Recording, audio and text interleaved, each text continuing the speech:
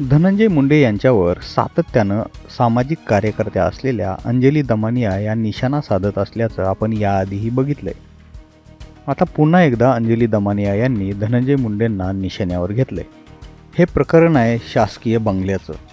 धनंजय मुंडे यांचं मंत्रिपद जाऊन तब्बल 5 महिने होऊनही त्यांनी अजूनही त्यांचा बंगला खाली केलेला नाहीये. या बंगल्यावर तब्बल 46 लाख रुपयांचा दंड असल्याचं सुद्धा बोललं जातंय.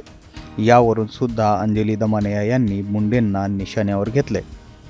याशिवाय यावरून त्यांनी मुख्यमंत्र्यांना देखील ताकीद दिली आहे. मुख्यमंत्र्यांना हा दंड माफ करण्याचे अधिकार असतात, पण त्यांनी 1ही रुपया दंड कमी करू नये असं दमानिया यांनी म्हटलंय.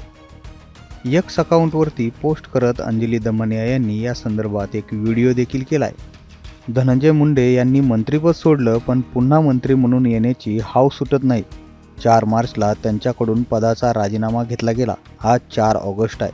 तब्बल 5 महिने उलटून गेले. याआधी ऑफिसच्या बाहेरची पाटी काढली नाही, ते प्रकरण लावून धरलं म्हणून पाटी काढली, आणि आता हे. या संदर्भातला एक व्हिडिओ देखील त्यांनी केला आहे आणि त्यामध्ये त्यांनी काय म्हटलंय तेही बघा. 4 मार्चला धनंजय मुंडे यांचा राजीनामा झाला आणि आज 4 ऑगस्ट आहे. म्हणजे तब्बल 5 महिने त्यांनी त्यांचा शासकीय बंगला खाली केलेला नाही आहे. आणि त्यावर त्यांचं असं म्हणणं आहे की माझ्या आजारपणामुळे आणि मुलीच्या शाळेमुळे मला मुंबईत राहणं गरजेचं आहे.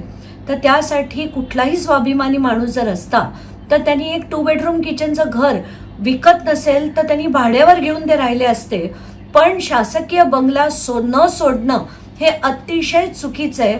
त्यांच्यावर आज तगायत 42 नाही तर 46 लाखाचा तब्बल दंड बसतो आणि ते माफ करण्याचे अधिकार जे मुख्यमंत्र्यांना आहेत तो माफ करण्यात येऊ नये अशी सक्त ताकीद म्हणा, विनंती म्हणा मी मुख्यमंत्र्यांना करते.